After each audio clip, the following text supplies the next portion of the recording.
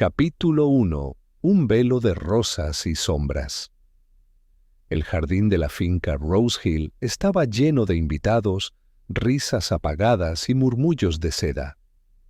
Era el tipo de boda que parecía sacada de una postal. Guirnaldas blancas colgaban de los setos recortados, una fuente gorgoteaba en el centro del sendero de grava, y la fragancia de las peonías recién abiertas se mezclaba con el aroma de los canapés. Pero incluso entre la brisa primaveral, algo no olía bien. La novia, Isobel Cheverly, era una figura encantadora bajo su velo bordado. Alta, de ojos tristes, su belleza parecía sostenida con alfileres, como si temiera que algo o alguien la fuera a desmontar en cualquier momento. El novio, Julian Wetherall, era un diplomático joven y apuesto, conocido por su sonrisa perfecta y su impaciencia con los detalles. No parecían una pareja desdichada, pero tampoco feliz. A las 3:30, justo cuando el fotógrafo llamó a los novios para una última toma frente al rosal antiguo del fondo, Isobel retrocedió, confusa. Algo en el álbum que sostenía entre sus manos, un viejo álbum de recortes que había sido traído como decoración sentimental, pareció helarla. Sus dedos se crisparon sobre la tapa forrada en terciopelo beige y soltó una risa frágil antes de murmurar algo incomprensible. «No es nada, solo un recuerdo equivocado», dijo, forzando una sonrisa. Pero mientras las cámaras destellaban, una flor seca resbaló de entre las páginas del álbum. Una dalia marchita, aún con un alfiler oxidado incrustado en su tallo. A las 5 en punto, el cadáver fue descubierto. Lady Adela Cheverly, madre de la novia y matriarca de la finca, yacía en su estudio privado, aún vestida para la ocasión. La cabeza ladeada, el rostro en paz inquietante, como si la muerte la hubiera sorprendido con una última palabra sin pronunciar. No había señales de lucha, ni de veneno evidente. Solo una copa de jerez medio vacía, una carta rasgada sobre el escritorio y el álbum de bodas, cuidadosamente colocado a su lado. Las autoridades locales llegaron pronto, encabezadas por el inspector Redgrave, un hombre robusto con una voz áspera y modales rústicos. Su conclusión preliminar fue directa: ataque al corazón provocado por la emoción del día. Pero uno de los invitados no estaba satisfecho. Un pequeño hombre de bigote perfectamente encerado, cabellos oscuros peinados con disciplina militar y ojos que brillaban con inteligencia contenida, observaba la escena desde un rincón, vestido con un traje gris claro sin arrugas, calzando zapatos tan relucientes que reflejaban los detalles del parquet. Hércules Poirot entrelazó los dedos sobre su bastón y murmuró: «No, no, mes amis, la emoción no es culpable de esto. La muerte aquí no es un accidente de la naturaleza. Es una obra cuidadosamente compuesta. Una obra con dedicatoria». Y así el juego comenzó. Capítulo 2. La casa de las contradicciones. El cielo sobre Rose Hill había perdido su azul nupcial. Una nube persistente se posaba sobre la finca como si compartiera el desconcierto que recorría sus salones. Lo que había comenzado como una ceremonia encantadora se había transformado en un día de susurros, miradas esquivas y pasillos recorridos por pasos apresurados. Poirot, con la elegancia de un reloj bien afinado, caminaba por la galería principal, observando cada cuadro torcido, cada pisada invisible sobre la alfombra. Donde otros veían mobiliario inglés y decoración campestre, él leía signos. La muerte, pensaba, rara vez era silenciosa si uno sabía escuchar. «Monsieur Poirot», dijo el inspector Redgrave, alcanzándolo al pie de las escaleras. El médico forense dictaminará paro cardíaco, como anticipamos. La mujer tenía 67 años, antecedentes de tensión alta, y era una jornada de fuertes emociones. Poirot asintió con suavidad, pero no con acuerdo. Sí, inspector, emociones, apuntó con una sonrisa leve. ¿Pero de qué tipo? ¿Las de alegría? ¿Por la boda? ¿O las de encontrarse cara a cara con un recuerdo que uno habría preferido ver marchitar?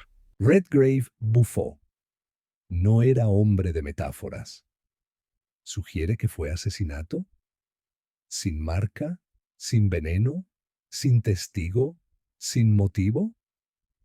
Sugiero, mon ami, que una mujer no coloca un álbum antiguo a su lado antes de morir de forma espontánea, replicó Poirot, señalando con el bastón. Ese objeto, inspector, fue dispuesto con intención. Y la flor seca que contenía, esa dalia no estaba allí por nostalgia.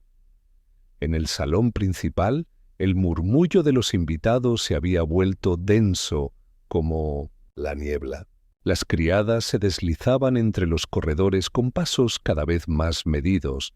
Los familiares evitaban cruzar miradas. Poirot se unió a la conversación del mayordomo, señor Bellamy, un hombre delgado y discreto, cuya compostura comenzaba a agrietarse. ¿Quién tenía acceso al estudio esta tarde?, preguntó Poirot sin levantar la voz. Después de la ceremonia, solo Lady Cheverly entró, monsieur. Cerró la puerta y pidió que no la molestaran por al menos una hora. ¿Y el álbum? Poirot señaló el objeto, que ahora reposaba en una vitrina improvisada como prueba. Ella lo trajo consigo esta mañana. Dijo que quería mostrarle a Isobel recuerdos de su boda con el difunto Lord Cheverly. Era sentimental con esas cosas. Aunque Bellamy dudó, aunque juraría que ese álbum no había salido del desván en años. ¿Y quién podría haberlo sacado de allí?, inquirió Poirot. Bueno, cualquiera de la familia, supongo. Aunque la señorita Cicely, la hermana de Isobel, fue la última que revisó el desván hace días. Estaba buscando adornos antiguos para la decoración. Poirot murmuró algo en francés, girando sobre sus talones para observar el entorno. Su mirada se posó en una mujer apoyada discretamente contra el marco de una ventana, fumando con la ansiedad de quien no quiere parecerlo. Era Cecily Cheverly, de rostro anguloso, labios tensos y un vestido burdeos que contrastaba con la palidez de su expresión.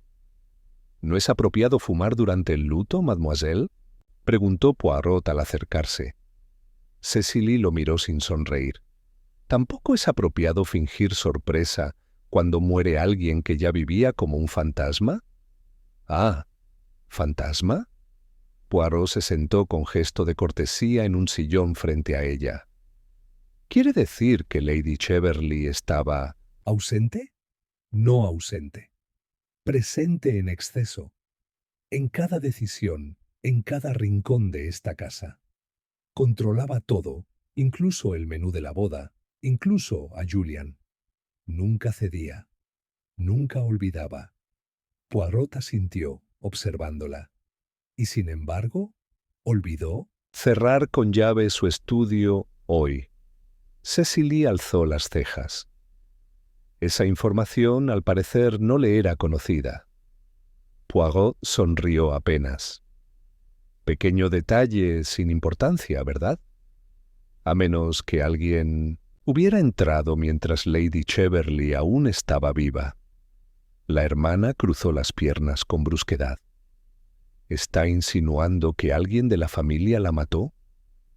Estoy insinuando que las familias que parecen perfectas suelen guardar secretos, perfectamente disimulados, respondió Poirot.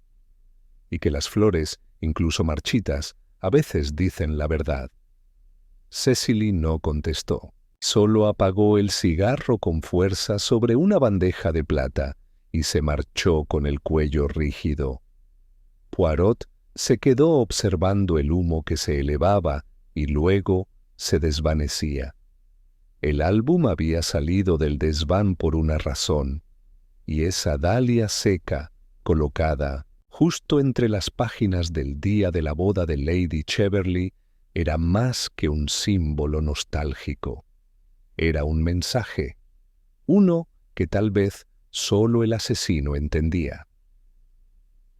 Capítulo 3. Una promesa. Entre pétalos secos, en el comedor de Rose Hill, el té se había servido con puntualidad británica, como si el protocolo pudiera poner orden al caos. Las tazas de porcelana Limoges tintineaban discretamente entre las manos de los presentes, pero nadie parecía realmente interesado en beber. La atmósfera era densa, cargada de cortesía tensa, como si todos supieran que una sola palabra mal dicha podría romper la fachada que aún los protegía. Poirot, con su taza intacta ante él, observaba el rostro de Isobel. La novia estaba sentada al borde del sofá, con las manos entrelazadas sobre el regazo y la mirada perdida en la bandeja de dulces, como si éstos pudieran devolverle la lógica a su día. «Mademoiselle», dijo Poirot suavemente, «necesito que me diga exactamente qué ocurrió cuando vio el álbum». Isobel levantó la cabeza con esfuerzo, como si respondiera desde un lugar remoto de su mente. «No era el álbum lo que me perturbó», dijo finalmente. «Era lo que había dentro. Esa flor. La dalia. No estaba allí cuando lo revisé la semana pasada». Poirot se inclinó. «¿Revisó usted ese álbum antes de la boda?» «Sí. Mi madre dijo que quería exponer recuerdos antiguos como parte de la decoración. Subí al desván con Cecily.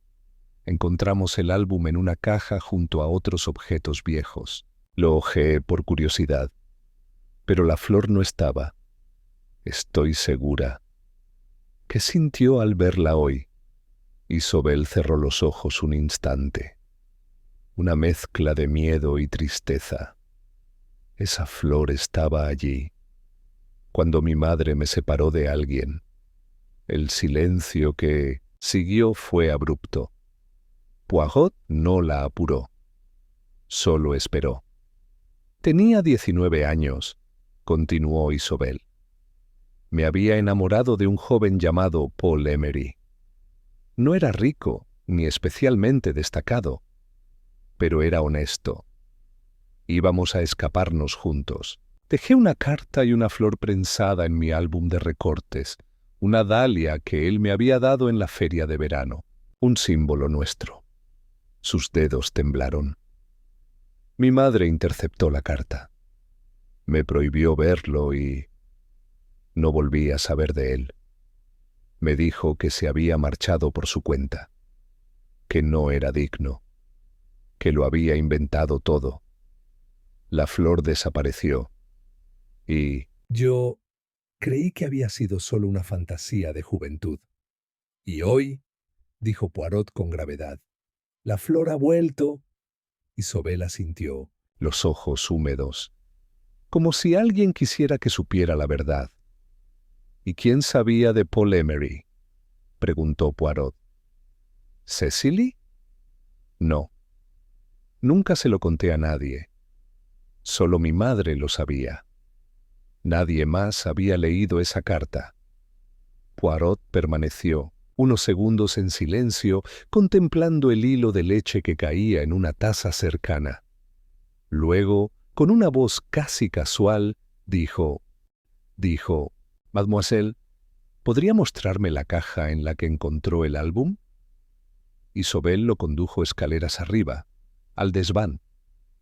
Era un espacio polvoriento, lleno de muebles cubiertos por sábanas blancas como fantasmas dormidos. En un rincón, la caja seguía donde la habían dejado, marcada con una etiqueta descolorida. Objetos personales. AC. Poirot se agachó con cuidado, retirando la tapa. Dentro, además del álbum, había cartas, un guante de encaje, un velo amarillento por el tiempo y un trozo de papel rasgado que no parecía corresponder al resto. Lo extrajo con unas pinzas de su bolsillo. «Interesante», murmuró. El papel mostraba una caligrafía masculina, rota por los años, pero reconocible como emocional. Solo quedaba un fragmento. «Te espero en la verja trasera esta noche. Tuya, siempre». Poirot lo guardó en su pañuelo de lino con delicadeza. Cuando volvió a mirar a Isobel, ella tenía la mano sobre la boca. «¿Es de Paul?» «No puedo confirmarlo aún, mademoiselle», respondió Poirot. «Pero parecería que alguien ha estado hurgando en los recuerdos más delicados de esta familia, y que no todos tienen las manos limpias». Al regresar al vestíbulo, Poirot se encontró con Julian Wetherall. El esposo reciente tenía el gesto rígido y los ojos oscurecidos por la impaciencia. «Señor Poirot», dijo sin rodeos, «entiendo su fama, pero ¿es realmente necesario revivir viejos fantasmas el mismo día de nuestra boda?» «Monsieur», «Veces los fantasmas son los únicos testigos que quedan», respondió Poirot sin alzar la voz. «Y su presencia puede explicar por qué alguien eligió precisamente hoy para silenciar a Lady Cheverley». Julian entrecerró los ojos.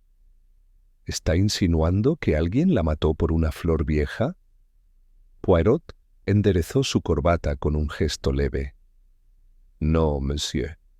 Estoy diciendo que alguien colocó una flor vieja para recordarle a la víctima algo, o a alguien que debía permanecer enterrado. Y en este caso, la memoria mató antes que el veneno». Poirot se giró y caminó hacia la biblioteca, dejando atrás el murmullo helado de Julian. La dalia no era solo un símbolo de amor perdido, era una advertencia, y quien la dejó allí sabía exactamente qué efecto causaría. Capítulo 4. El hombre que desapareció. Antes de tiempo. A la mañana siguiente, un rocío gris se posaba sobre los cristales de Rose Hill. La finca había dormido mal. Se notaba en los rostros ojerosos durante el desayuno, en las tazas de café que reemplazaban al té habitual y en las conversaciones interrumpidas apenas nacían. Nadie sabía con certeza qué sospechaba Poirot, pero todos sentían que su mirada ya había ido más allá de lo visible. Mientras los demás evitaban el ala este de la casa, donde había ocurrido la muerte, Poirot la recorría como si se tratara de un museo personal. Pasaba los dedos por los marcos de las puertas, examinaba los picaportes y se detenía ante los cuadros torcidos con expresión filosófica. El detective había pedido estar solo por la mañana y nadie se atrevió a cuestionarlo. Nadie, excepto una persona. «¿Por qué ha vuelto a ver ese álbum?», preguntó una voz suave a su espalda. Era Julian, vestido aún con la chaqueta del día anterior. Se notaba que no había dormido. «Porque los recuerdos, monsieur, son como objetos frágiles», respondió Poirot sin girarse. «Si uno los manipula mal, se rompen y a veces cortan». Julian guardó silencio un instante antes de añadir: «Sé que mi suegra tenía secretos, pero no creo que su muerte tenga que ver con un romance juvenil de Isobel». «¿Y por qué no?», dijo Poirot, volviéndose lentamente. «¿Acaso el pasado no tiene la mala costumbre de filtrarse al presente?». «Porque Paul Emery no existe», afirmó Julian. «Yo mismo lo busqué cuando Isobel lo mencionó una vez, hace años. No hay registros. Ningún Paul Emery nacido en esta región entre 1880 y 1900. Nada. Poirot ladeó la cabeza. Curioso. ¿Por qué habría usted de investigar eso? Julian titubeó. ¿Por qué? Isobel hablaba de él en sueños. Una vez mencionó su nombre mientras dormía. Me desconcertó. No soy celoso, Monsieur Poirot, pero me gusta saber con quién comparto mi vida. Poirot entrecerró los ojos. No dijo nada. Más tarde, en el salón, Poirot pidió que le trajeran las cartas personales de Lady Cheverly. Con la ayuda reticente del señor Bellamy, accedió a un pequeño gabinete lacado que la difunta usaba para guardar correspondencia antigua. Lo que encontró fue menos de lo que esperaba. «Demasiado ordenado», murmuró, hojeando los sobres. «Demasiado limpio». Los documentos estaban agrupados por año, etiquetados, sin una sola hoja desordenada. Incluso las notas de condolencia por la muerte del esposo de Lady Cheverly parecían haber sido clasificadas con una frialdad matemática. Pero algo desentonaba. Una carta, sin fecha visible, sin sello, escrita a mano en un papel más rústico que los demás. Poirot la desplegó con cuidado. «No puedo seguir viviendo bajo su sombra. Usted arruinó lo que más amaba. Si cree que el silencio es lealtad, se equivoca. Pronto todos sabrán quién es realmente». Sin firma. «¿Una amenaza?», preguntó Bellamy, leyendo por encima del hombro de Poirot. Tal vez un reclamo de justicia o de venganza», susurró Poirot. «¿Reconoce la letra?». Bellamy negó con la cabeza. «No. Y le aseguro que no vino por correo. La señora no recibía cartas sin que pasaran primero por mis manos. Esa debe haber sido entregada en persona». Poirot dobló el papel y lo guardó. Ese mediodía pidió visitar los archivos parroquiales del pueblo. El reverendo Finch, hombre de edad y barba cenicienta, lo recibió con cortesía. «Paul Emery», repitió el reverendo, frunciendo el ceño. «Sí, recuerdo ese nombre, pero no como residente de aquí. Vino por un breve tiempo, hace muchos años. Ayudaba al jardinero del orfanato. Era reservado. No hablaba mucho». «¿Algún registro oficial?», preguntó Poirot. «No que yo sepa, pero hubo una disputa. Un día simplemente desapareció. Se decía que había huido después de un altercado con alguien de la familia Cheverly». Nadie lo confirmó. Poirot sintió que algo encajaba, aunque aún faltaban piezas. Antes de partir, pidió revisar el registro de visitantes del orfanato. En una página fechada 14 años atrás, encontró lo que buscaba. Paul Emery, ayudante de mantenimiento, dado de baja sin explicación. De vuelta en Rose Hill, Poirot pidió hablar con Cecily. La encontró en el invernadero regando con torpeza unas orquídeas ya marchitas. «¿Paul Emery?», repitió ella con una sonrisa sarcástica. «¿Todavía siguen con esa fantasía?». «No todos los fantasmas son fantasía, mademoiselle», dijo Poirot. «Usted subió al desván antes que Isobel. ¿Fue usted quien colocó la flor?». Cecily lo miró fijamente. Por un momento, casi parecía que iba a reír. «¿Y qué ganaría yo? Ver a mi madre muerta. Ver a mi hermana desenterrando un amor que no fue. Usted me lo dirá», dijo Poirot suavemente. Cecily dejó caer la regadera. El agua salpicó los pétalos marchitos. «Lo único que sé», susurró, «es que esa flor jamás debió volver, porque lo que se marchita no siempre muere». Y mientras se alejaba, Poirot sintió que el misterio comenzaba a florecer en otra dirección. La dalia no solo recordaba a Paul, recordaba también a quien lo hizo desaparecer. Capítulo 5. El jardín donde nadie regresó. La tarde avanzaba sobre Rose Hill con una lentitud incierta, como si el tiempo mismo dudara en continuar.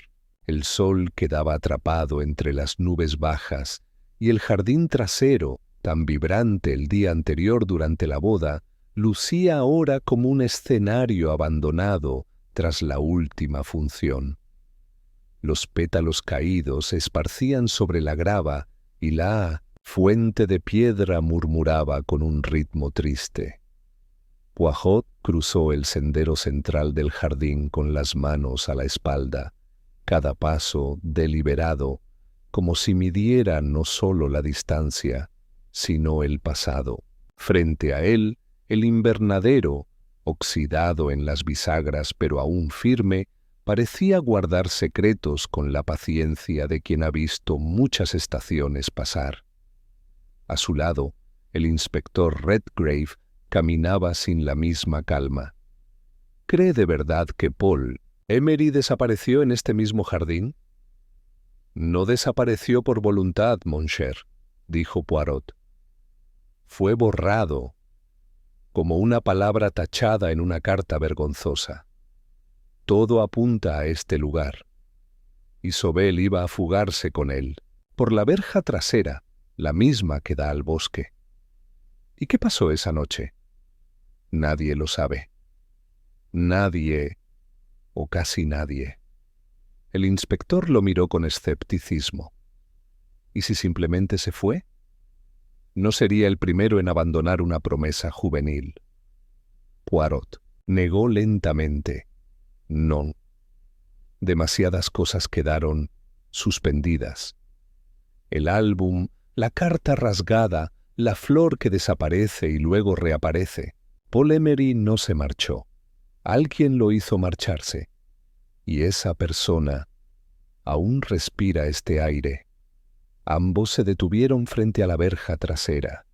Estaba vieja, con pintura descascarada y bisagras cubiertas de moho.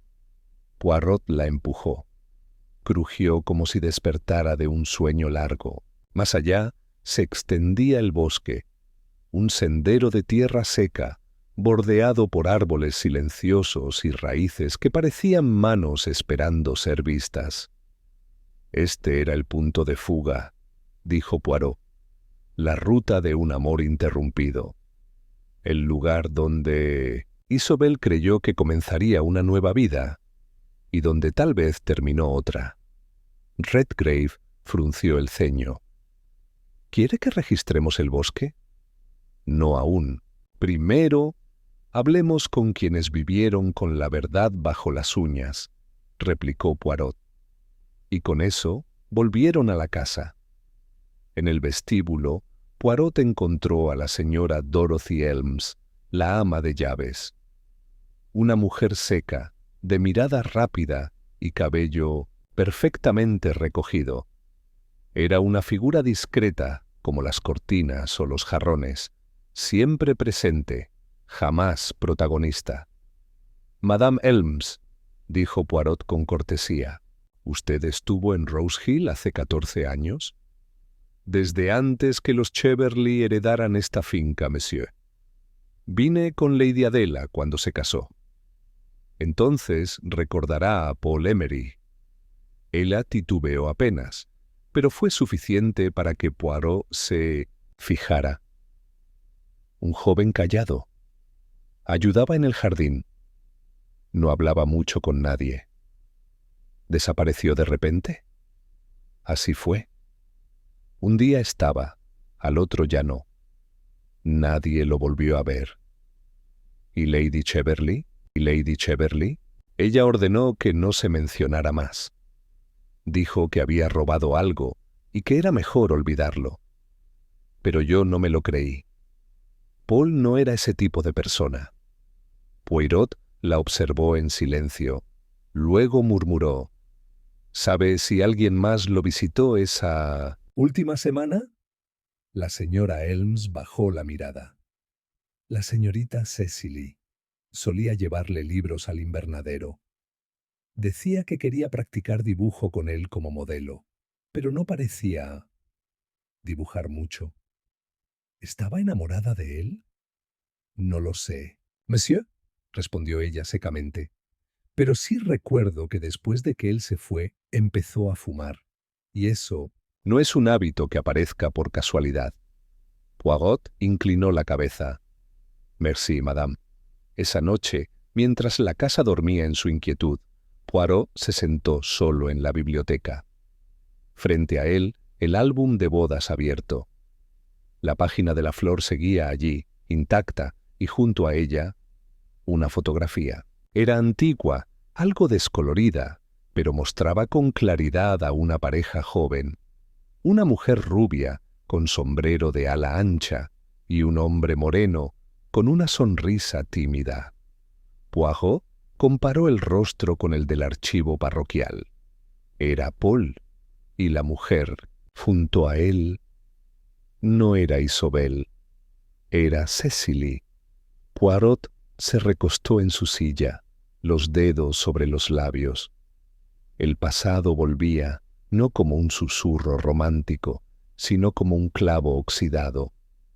La noche en que Paul desapareció, tal vez no esperaba a una sola mujer, tal vez dos corazones corrían hacia él por la misma verja, y uno de ellos llegó primero. Capítulo 6. Los celos que no dicen su nombre. El retrato de Cecily y Paul Emery seguía sobre el escritorio cuando Poirot lo mostró al inspector Redgrave a Chintonsin la mañana siguiente. La imagen parecía temblar bajo la luz tenue de la biblioteca, como si guardara aún la tensión de una historia mal enterrada. ¿Está seguro de que es ella?, preguntó el inspector, frunciendo el ceño. Cecily era muy joven entonces. «Je suis très sûr», dijo Poirot, señalando la curva inconfundible de la sonrisa, la forma de la mandíbula. La juventud no borra la identidad, solo la suaviza. Esta fotografía revela más de lo que cualquier testigo podría admitir. ¿Y qué sugiere exactamente? Poirot se recostó levemente en su silla. Sugiero que Cecily no fue solo una testigo de la historia entre Isobel y Paul. Fue parte de ella. Tal vez la parte que nadie consideró. El inspector exhaló, resignado. La investigación, que al principio parecía un formalismo, se enredaba cada vez más en los pliegues del pasado. Cecily no negó la foto cuando Poirot se la mostró. «Sí, soy yo», dijo con frialdad. «Y sí, conocí a Paul antes que Isobel. Lo dibujaba en el invernadero. Eso no era ningún secreto». «¿Y lo amaba, mademoiselle?» Ella lo miró como si la pregunta le pareciera antigua. Tenía 15 años. Él tenía 21. Me escuchaba, me sonreía. Pero no, nunca me correspondió. Para él yo era una niña con lápices y caprichos. Poirot no dijo nada, solo esperó. Después apareció Isobel, continuó Cecily con la voz más baja. Siempre fue la preferida. Más hermosa, más elegante. Y Paul, claro, también cayó rendido ante ella. ¿Y eso la hirió? ¿A quién no heriría?, dijo Cecily con una sonrisa amarga. Pero lo superé. Creí haberlo olvidado, hasta que esa flor apareció de nuevo, como una broma cruel. Entonces fue usted quien la colocó en el álbum. Cecily se quedó inmóvil. No, pero me hubiese gustado hacerlo. ¿Sabe quién lo hizo? No. Pero si me pregunta, no fue una casualidad. Alguien quiere que Isobel recuerde. Tal vez. Alguien que sabe más de esa noche de lo que finge. Poirot inclinó la cabeza. Había sinceridad en sus palabras, o al menos el tipo de sinceridad que se construye tras años de silencio autoimpuesto. Más tarde, Poirot pidió una conversación privada con Isobel. La encontró en la sala de música, sentada al piano, aunque sus dedos no tocaban tecla alguna. Estaba perdida en sus pensamientos, y su reflejo en el barniz oscuro parecía más sólido que ella misma. «Mademoiselle, hay algo que debe saber», dijo Poirot, sentándose a su lado. «Paul no desapareció como usted pensaba. Fue eliminado de su historia, pero no por usted, por otros, por quienes no soportaron que usted eligiera con el corazón». Isobel apretó los labios.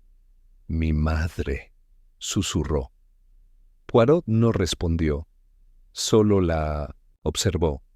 Siempre decía que yo debía pensar en el apellido, en las conexiones, en lo que era propio de una Cheverly. Cuando encontró mi carta, no discutió. Simplemente la destruyó. Me encerró durante días. Me convenció de que Paul se había burlado de mí. Y yo la creí. ¿Qué otra opción tenía? Poirot asintió con lentitud. Y ahora, después de todos estos años, reaparece la flor. El símbolo que solo usted y Paul compartían. Y su madre, al verla, muere. Isobel se estremeció. ¿Cree que fue el recuerdo lo que la mató? No. Creo que fue el miedo a que el pasado se revelara, respondió Poirot suavemente, y que alguien en esta casa sabía exactamente qué botón pulsar para romper su corazón. Antes de que pudiera añadir algo más, Julian entró sin llamar. ¿Interrumpo?, preguntó, aunque su tono no pedía permiso. Poirot se puso de pie, con cortesía. «Solo estaba admirando el piano», dijo. «Un instrumento que, como el alma humana, puede emitir notas muy distintas, según quien lo toque». Cuando Poirot salió, vio por el rabillo del ojo cómo Julian se inclinaba para besar la frente de Isobel, pero ella no se movía. De vuelta en el pasillo, el detective se cruzó con la señora Elms, quien parecía querer hablar pero no saber cómo hacerlo.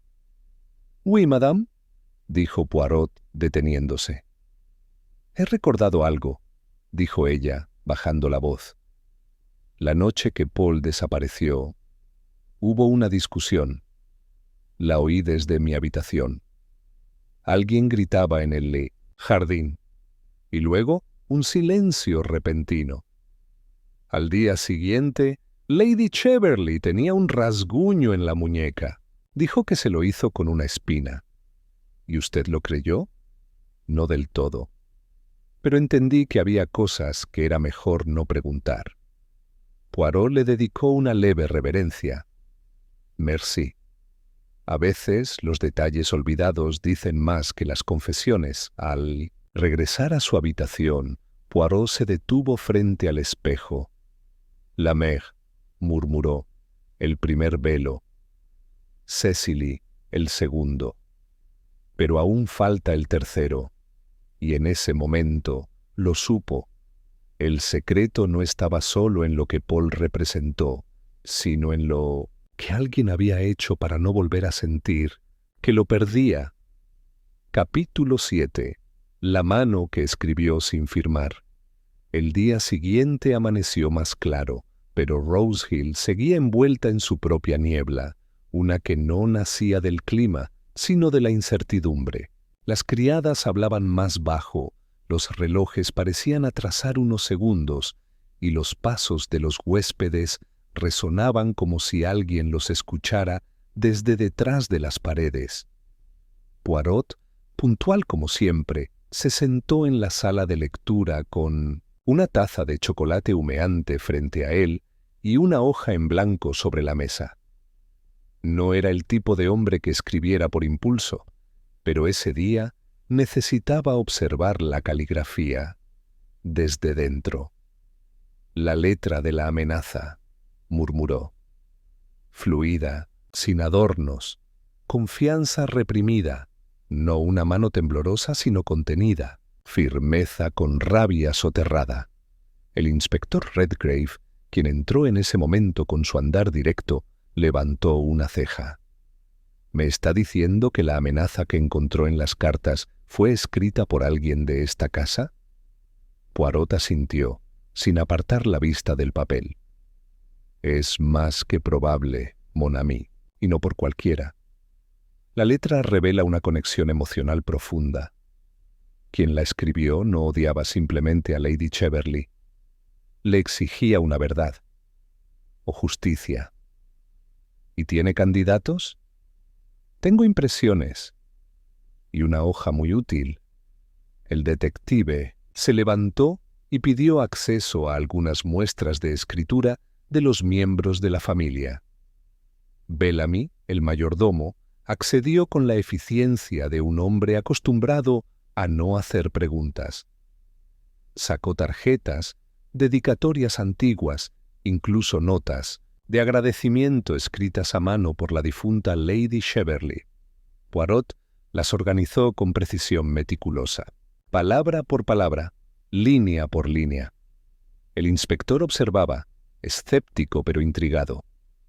La letra de Isobel es redondeada, pausada. La de Julian, inclinada hacia la izquierda. La de Cecily se detuvo. Voilà, Redgrave se acercó. ¿Coincide?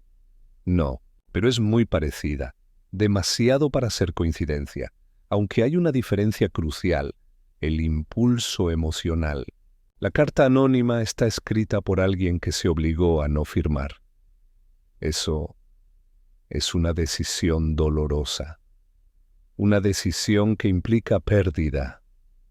Entonces, ¿no fue Cecily? No, pero fue alguien que escribe como ella, alguien que podría haber aprendido a escribir, tratando de imitarla. Redgrave frunció el ceño. ¿Un imitador? Poirot no respondió directamente. Guardó todos los documentos con el cuidado de un bibliotecario y se levantó. Inspector, ¿me acompaña al cementerio del pueblo? ¿El cementerio? Oui. Hay cosas que solo los muertos confirman. La visita al cementerio parroquial fue breve. El aire tenía un olor metálico y las lápidas, cubiertas por líquenes, parecían sellar más secretos que nombres. Poirot caminó entre los pasillos hasta detenerse frente a una tumba sin adornos, de piedra gris. Paul Emery, 1894-1910, sin despedidas, sin regreso. Redgrave leyó en voz baja. ¿Está diciendo que murió? Así lo dice la lápida.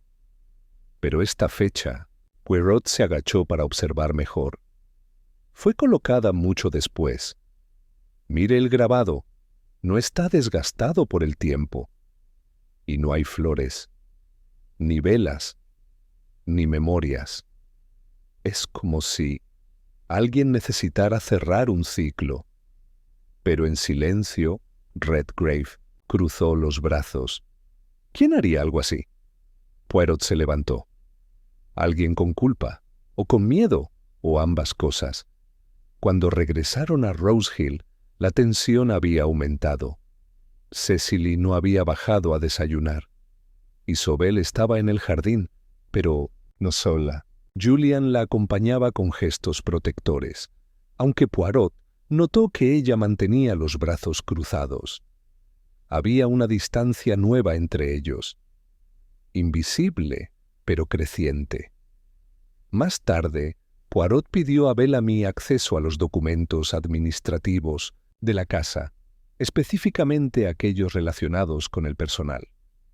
Había un nombre que faltaba. Paul Emery no aparecía en ningún listado oficial.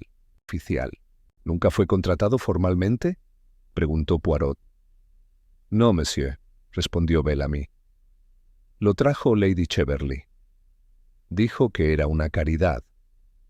Un joven sin familia, sin rumbo, pero que no debía figurar en los libros. ¿Y trabajaba todos los días? Sí. pero solo en el jardín trasero. No se le permitía entrar a la casa. ¿Por qué? Bellamy bajó la mirada. Porque no era de nuestra clase. Poirot se quedó callado unos segundos. ¿Recuerda qué sucedió la última noche que se lo vio? Bellamy dudó. Luego, con un suspiro, dijo: recuerdo que Lady Cheverley envió a buscarlo con una nota, que entró al jardín al anochecer y que ella salió por la puerta del estudio. Cuando volvió, estaba muy tranquila, más de lo habitual. Poirot alzó una ceja. ¿Tranquila? ¿Después de despedir a un muchacho? No dijo que lo había despedido, solo dijo que no lo volveríamos a ver. Y nadie preguntó más. Poirot agradeció con una leve inclinación y subió a su habitación. Una nota sin firma, un hombre sin rastro, una tumba sin cuerpo. 3 negaciones. El asesino, pensó Poirot, no fue quien apretó un gatillo, fue quien construyó un silencio perfecto.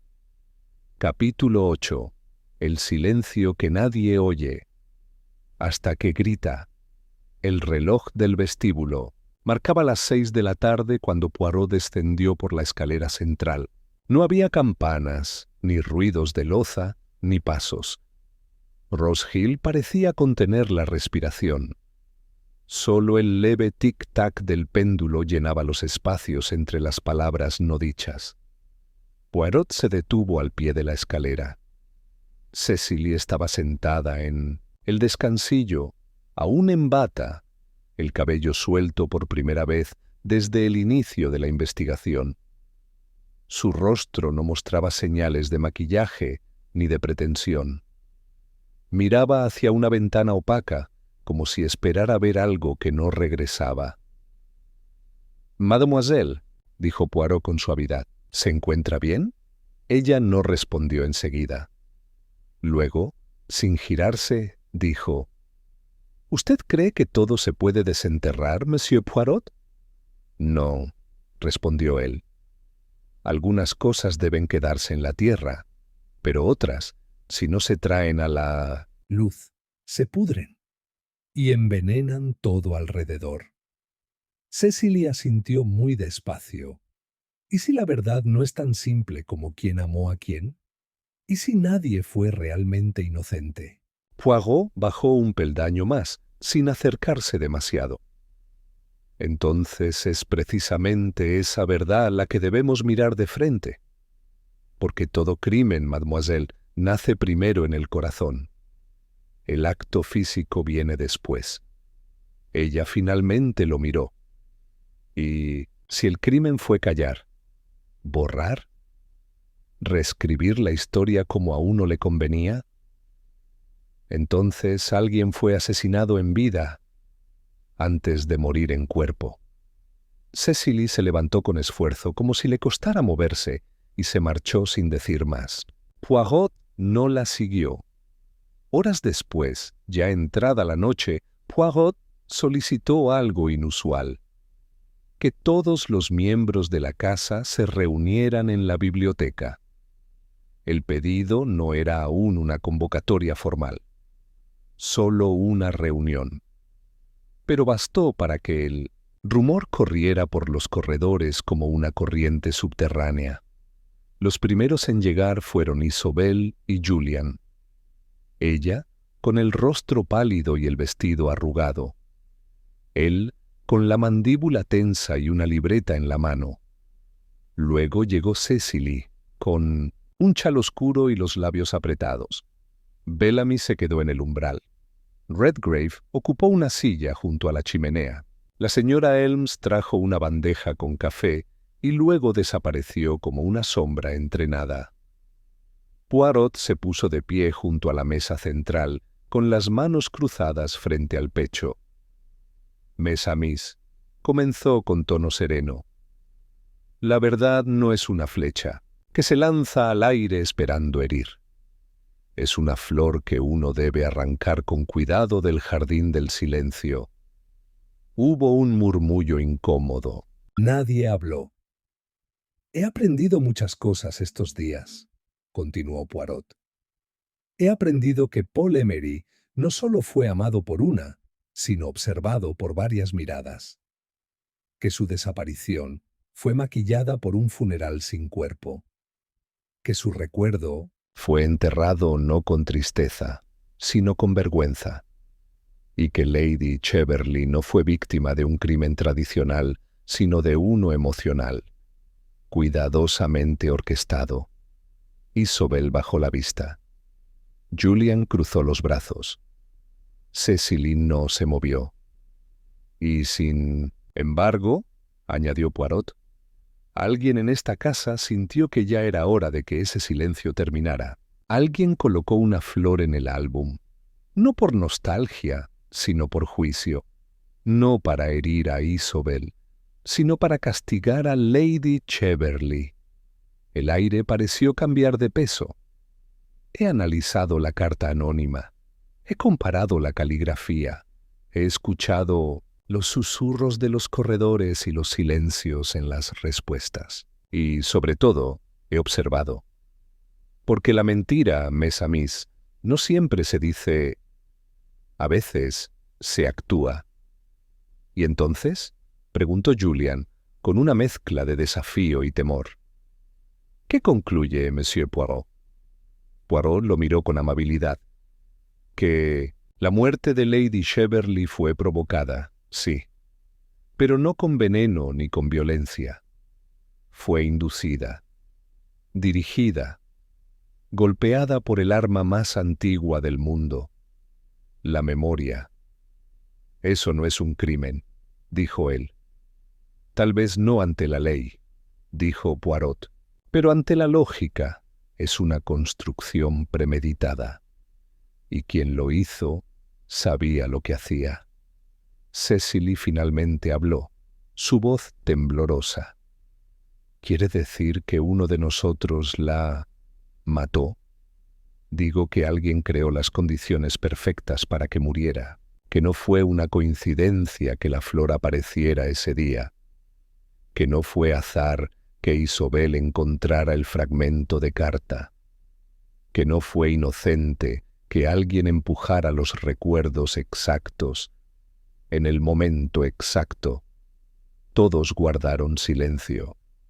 Poirot se giró hacia el álbum que reposaba sobre la mesa, abierto en la página de la flor. Con dedos suaves lo cerró. «Mañana, mes amis, les pediré que estén presentes. Todos. Porque entonces las pequeñas células grises tendrán su momento de hablar». Y con una leve inclinación, Poirot abandonó la habitación. El silencio que dejó tras de sí ya no era el mismo. Ahora tenía nombre, olor a jardín viejo y una verdad que ya no podía ocultarse. Capítulo 9. Las pequeñas células grises. Hablan en voz alta. La mañana siguiente amaneció limpia, como si el clima intentara corregir el desequilibrio emocional de la casa. Pero dentro de Rose Hill el aire seguía viciado. Los pasillos eran más silenciosos que nunca. El aroma del café no traía consuelo. Y en la biblioteca, cada libro parecía observar desde su estante, aguardando el momento en que la verdad se pronunciara. A las 10 en punto, tal como lo había anunciado la noche anterior, Poirot reunió a todos los habitantes principales de la casa. Lo hizo con una cortesía medida, pero con firmeza innegociable. Nadie protestó. Nadie se atrevió. El salón se convirtió en una pequeña corte. No había juez ni jurado. Solo Poirot, con su bastón a un lado y su bigote perfectamente alineado, reinando desde un lugar más alto que la autoridad formal, la lógica. «Mesdames et messieurs», comenzó, de pie junto a la chimenea apagada. «Las pequeñas células grises han estado trabajando toda la noche. y han encontrado lo que buscaban. Nadie se movió. Nadie respiró demasiado fuerte. Cuando llegué a Rose Hill, pensé que iba a ser testigo de una muerte triste pero natural. Una mujer de edad avanzada, el corazón débil, la emoción de la boda. Pero había detalles que no encajaban. El álbum de bodas, traído del desván con precisión simbólica. La flor marchita, cuidadosamente prensada en la página exacta. Una carta sin firma, escrita desde el rencor. Y sobre todo, una verdad que flotaba como perfume viejo por toda la casa. Lady Cheverly no fue una víctima del azar. Fue blanco de un acto perfectamente orquestado. Sin sangre, sin huellas, pero con intención. Julian cruzó las piernas. Isobel se abrazó los codos. Cecily tenía las manos entrelazadas, blancas de la presión. Comencemos por Paul Emery, un joven sin familia, sin papeles, sin rastro, y sin embargo, presente en todos los recuerdos no dichos. Presente en la rabia muda de Cecily, en la nostalgia dañada de Isobel, en la culpa ordenada de Lady Cheverly. Fue traído a esta casa como un favor de caridad, sí, pero también como una bomba de relojería emocional. Se enamoró de Isobel, pero antes de eso fue el confidente y tal vez la esperanza romántica de Cecily. Todo eso, mes amis, en una casa donde los sentimientos no estaban permitidos y no eran útiles. Poirot dio unos pasos, con lentitud. Y entonces ocurre lo inevitable. Isobel y Paul planean huir. La flor, la carta, la verja trasera. Un plan tan juvenil como sincero. Pero alguien lo descubre. Lady Cheverly interviene. Paul desaparece. No queda carta. No queda flor. Solo una historia manipulada para que Isobel crea que fue abandonada. Una mentira estructurada para proteger la imagen y borrar el dolor. ¿Y cómo sabe que fue así?, preguntó Julian con la voz más baja. Porque la mentira era demasiado perfecta. Porque nadie se molestó en verificar si Paul había muerto. Y porque encontré una tumba sin cuerpo. Un epitafio reciente, grabado por alguien que necesitaba poner punto final sin testigos. Poirot se giró hacia Cecily. Mademoiselle, usted sabía que su madre mentía. Tal vez no desde el principio, pero lo supo. El dibujo, la distancia, el cigarro y sobre todo la rabia. Cecily no negó nada. Solo bajó la cabeza. Pero no fue usted quien colocó la flor, añadió Poirot. Usted se resignó a la muerte emocional, pero alguien más no. Volvió su mirada hacia Isobel. Mademoiselle, usted encontró la flor en el álbum, pero no fue una sorpresa completa, ¿verdad? Ya había empezado a recordar. El sueño, el nombre, la cicatriz emocional. Sí, susurró Isobel. Pero yo no fui. Lo sé. Usted también creyó durante años que era su culpa haberlo amado. Pero no fue usted quien resucitó el recuerdo. Fue alguien más. Fue alguien más. Poirot hizo una pausa. Caminó hacia la ventana. Luego se volvió lentamente. La carta sin firma, mes amis, fue escrita por una mano que conocía cada rincón de la casa, cada ritual de la familia. Una mano que no era de sangre, pero sí de lealtad. Una mano que vivió entre los secretos. Y un día decidió que ya no podía seguir siendo cómplice. El silencio fue absoluto. Poirot alzó el sobre con la carta anónima. «Señora Elms», dijo, «¿quiere contarnos por qué lo escribió?» Ama de llaves, que hasta entonces había sido una sombra eficiente en la sala, se tensó visiblemente, pero no se sorprendió. «¿Porque ella lo mató?», dijo en voz baja. «Porque Lady Cheverly destruyó todo lo que no podía controlar. ¿Y Paul? Solo quería ser amado». Poirot asintió con gravedad. «¿Y usted qué papel jugó?». «Lo ayudé a escribir la carta a Isobel. Lo vi marcharse hacia el jardín aquella noche, con una flor en la mano, y vi a Lady Cheverly salir con un abrigo sobre el camisón. Cuando volvió, tenía una mancha en la muñeca y los ojos secos como cenizas. Y nadie volvió a hablar de Paul. ¿Y por qué ahora? Porque estoy vieja. Porque he visto lo que les hizo a sus hijas. Y porque sabía que si no hablaba, alguien más volvería a morir por dentro». Poirot cerró los ojos un instante. Luego, con voz suave: «Merci, madame. Ha dicho la verdad, y con ella ha hecho justicia».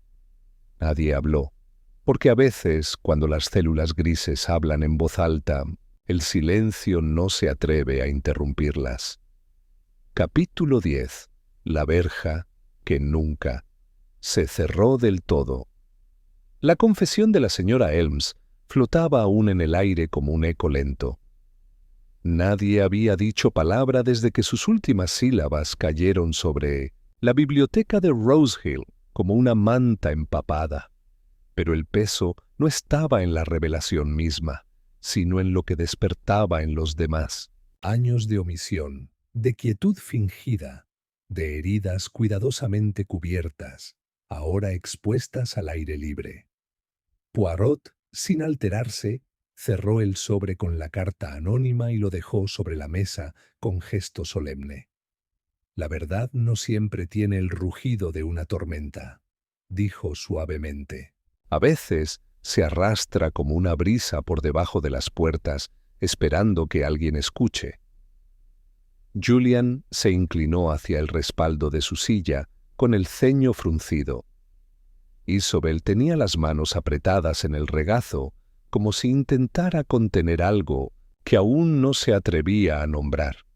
Cecily, por primera vez, parecía serena, no tranquila, sino aliviada por ver que otro había dicho lo que ella nunca pudo.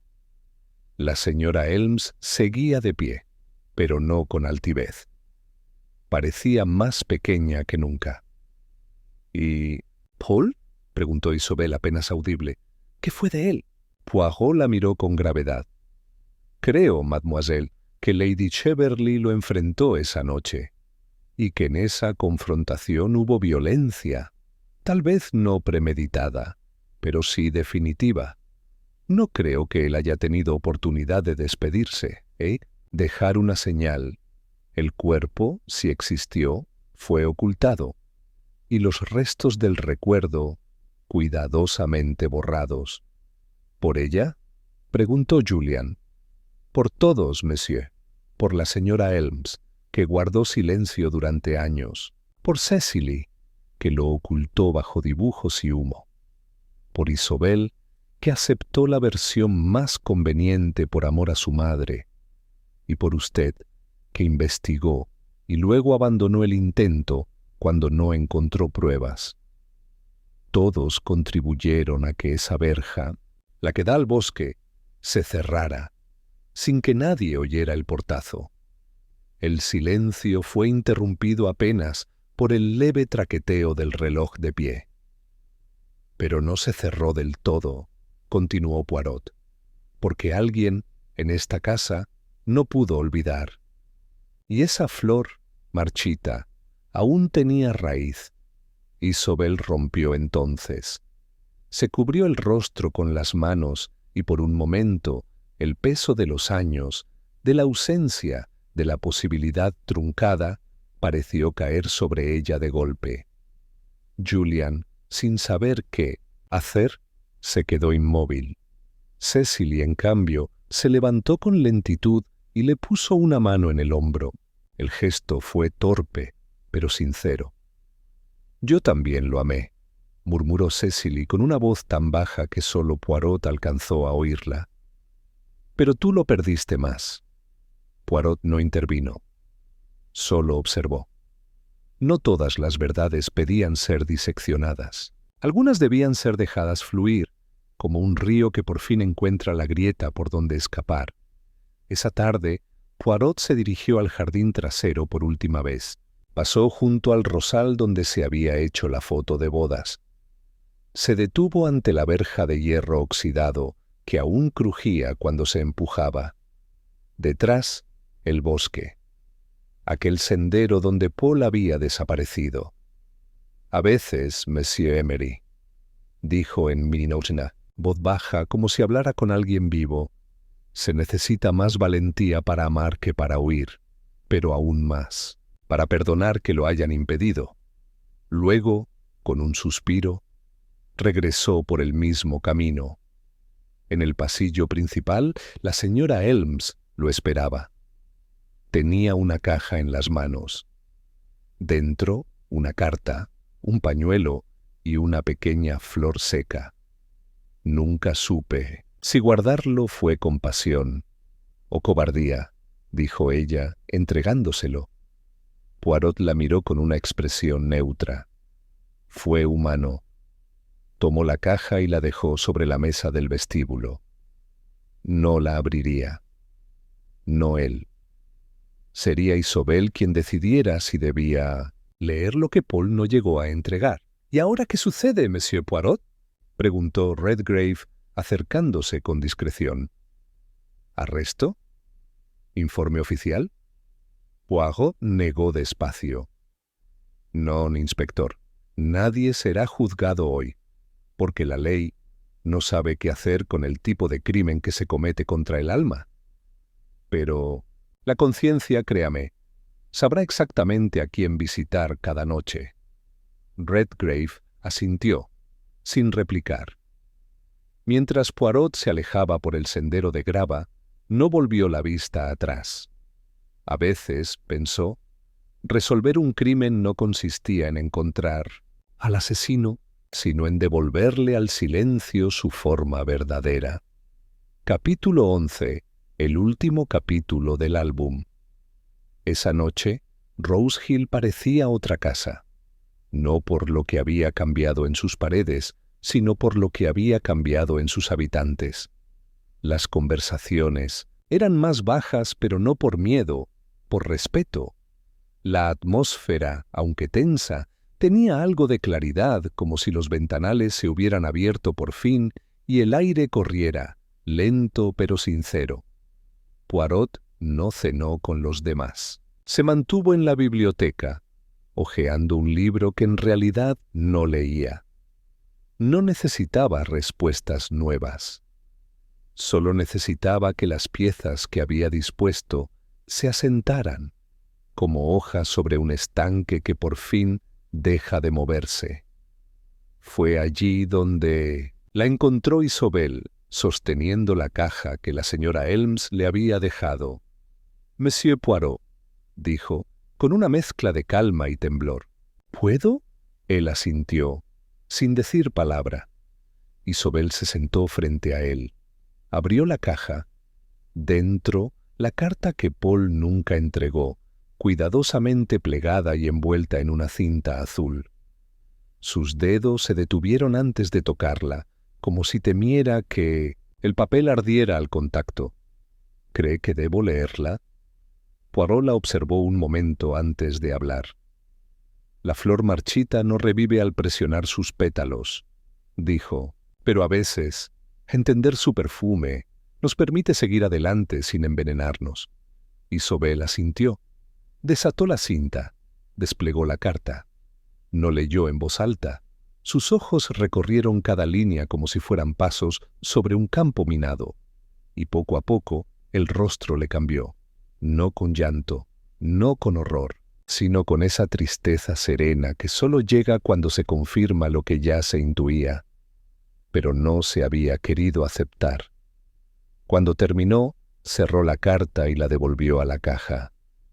«Me amaba», dijo simplemente. No era un capricho. No me engañó, iba a esperar por mí, incluso si no podía huir esa noche. Poirot inclinó la cabeza.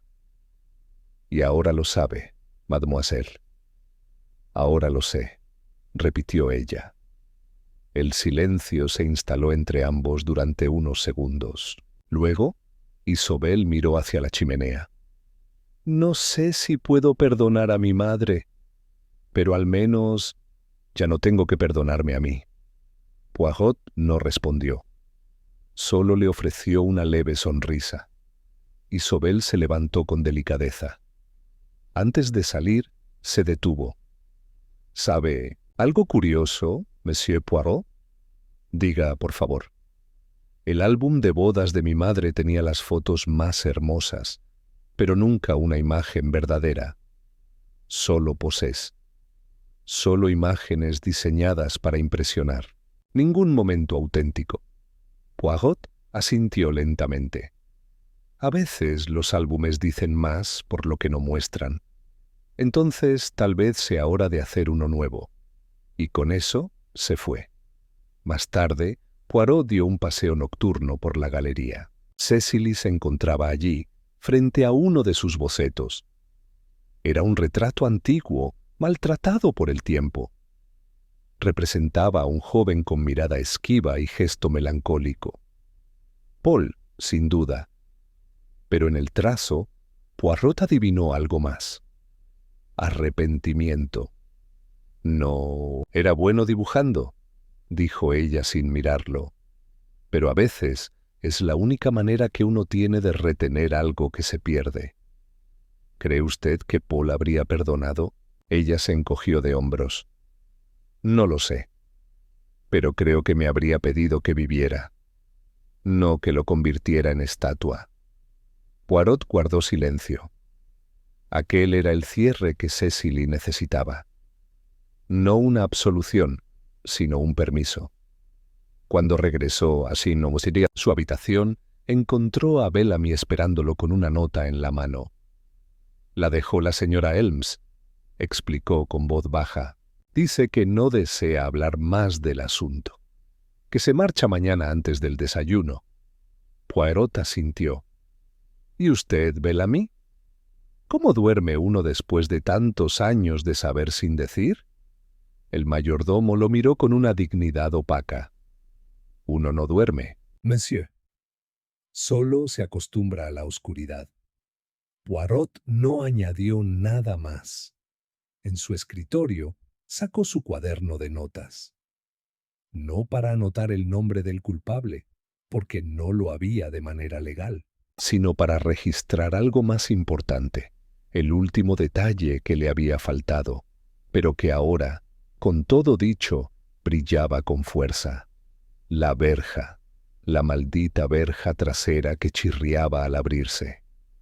Y sin embargo, susurró, nadie oyó ese chirrido aquella noche, porque alguien lo engrasó primero, una previsión, una intención, un acto de alguien que sabía que esa puerta se abriría. Tal vez Lady Cheverley, tal vez Paul, pero solo uno. Nunca regresó, nunca regresó. Poirot cerró el cuaderno. Mañana se marcharía de Rose Hill, pero esta vez no sería el único que partiría, porque algunos fantasmas, pensó, solo necesitan ser escuchados para finalmente descansar. Capítulo 12. Despedida entre rosas, marchitas. El amanecer en Rose Hill fue pálido y silencioso, como una carta que se deja sobre la mesa sin firmar.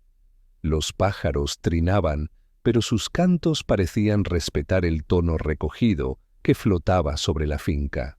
Las sombras se alargaban en los pasillos y cada habitación contenía rastros de lo que ya no podía esconderse. Poirot descendió por la escalera con su maleta de cuero perfectamente cerrada, su sombrero en la mano y su abrigo colgando del antebrazo. No tenía prisa. Las despedidas, como las deducciones finales, debían hacerse con pausa. En el vestíbulo encontró a Isobel aguardando, aún en bata, con una taza de té humeante y una expresión extrañamente serena. «¿Se marcha ya, monsieur?» «Poirot?» «Oui, mademoiselle. La justicia ha hablado, no en voz alta, pero sí con claridad. Ella asintió. ¿Cree que Paul supo que yo lo amaba hasta el final? Creo que él lo sabía antes que usted misma, respondió Poirot, y que por eso esperó. Ella no respondió, solo bajó la vista, y él no insistió. A veces las palabras sobraban. Cecily apareció unos momentos después, con un abrigo liviano y los ojos hinchados, pero tranquilos. «Voy a pintar el estudio esta semana», dijo como si hablara del clima. «Y luego quemaré los bocetos antiguos. Ya no necesito congelar el pasado». Poirot asintió con suavidad. «La memoria, mademoiselle, debe conservar lo esencial. El resto se marchita como la flor que no recibe luz». Cecily esbozó una sonrisa. Se acercó y le tendió la mano. «Gracias por decir lo que nadie más se atrevía». Poirot tomó su mano, luego se inclinó con cortesía. «No fue mi voz la que lo dijo, mademoiselle.